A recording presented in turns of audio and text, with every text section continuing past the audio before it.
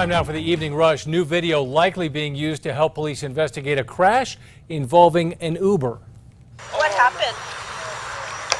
I was making a left turn to go this way. Police say a man in a Kia sedan crashed into that Uber as it was trying to turn onto Pan American Freeway from Alameda. Passengers Robbie Gallegos and Christina Martinez were killed. Police suspected the Kia driver was drunk. He has not yet been charged. Well, the chance for storms increases across the east side of the state for tomorrow, and some of these storms could well be severe across eastern New Mexico. That's going to be a real concern. Large hail-making storms will be possible, and supercell thunderstorms into the evening hours. You'll soon see at least one new ART bus on the road training. The city unveiling the new diesel buses today. They are cheaper than the original electric buses that got sent back after a series of problems. The 20 new buses will save the city nearly $7 million. The city is now working with the Federal Transportation Administration to find out if it can spend that extra money on other things to improve ART. New video shows the moments after a woman is accused of firing a gun at the thief accused of stealing her car, and she explains to police why. Keep your hands on top of your head. In April, police say 22-year-old Amber Trujillo says she fired those shots after spotting a thief driving her red Hyundai near the fairgrounds.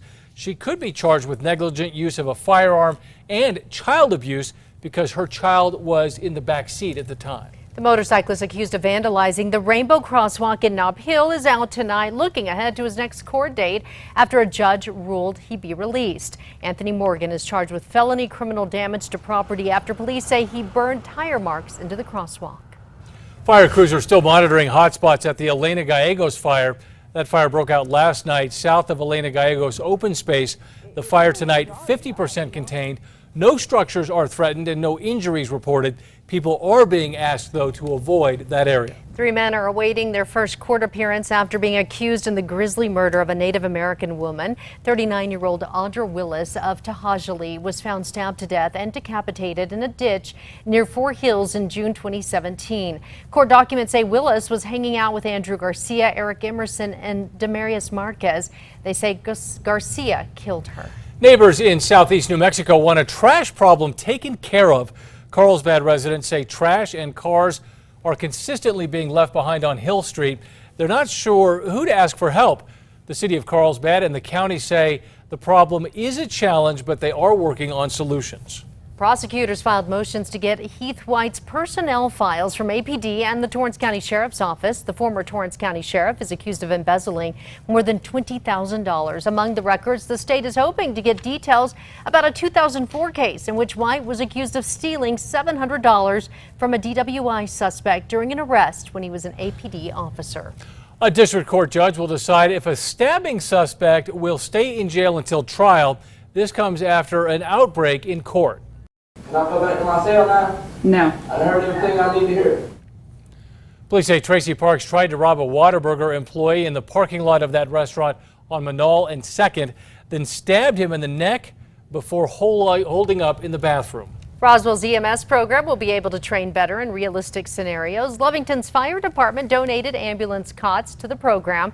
The department says the cots are used a lot for field training. The cots cost around $9,000 each, which is difficult for them to come up with.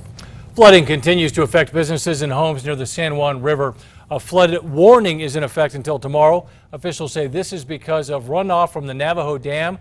The National Weather Service says the river was cresting this morning. Happening now, 3 groups are officially suing the U.S. government, asking a court to rule if it violated the Endangered Species Act. The lesser prairie chicken is found in states that include New Mexico.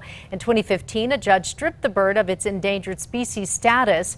The lawsuit says the U.S. Fish and Wildlife Service promised to make a decision on whether to restore the status by last summer, but failed to do so. The Metro Threat Index for tomorrow is relatively low at a 3. The only real concerns we have will be the possibility of a spot afternoon thunderstorm, but most of the stronger storms should stay to our east.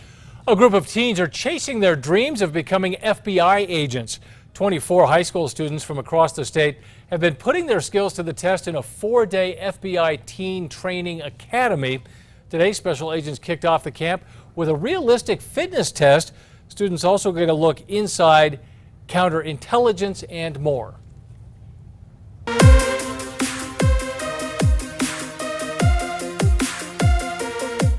UNM's marketing lab is getting $5,000 after winning a big competition. The team from the Anderson School of Management entered the Acura ILX Marketing Challenge. Students were tasked with rebranding Acura as being innovative and youthful. They beat out teams from 20 other universities.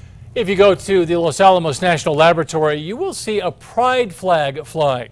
The flag was raised in front of the Otawi building on Monday and will fly for the rest of the week. Officials say this is to advance diversity and inclusiveness throughout the laboratory. Xcel Energy is testing out a new way to install transmission lines in Minnesota. The company is testing out using drones to string the lines. Xcel officials say drones will save time and money while increasing worker safety. The company says it installed lines on 6 towers in less than half an hour. The company provides energy to eastern New Mexico.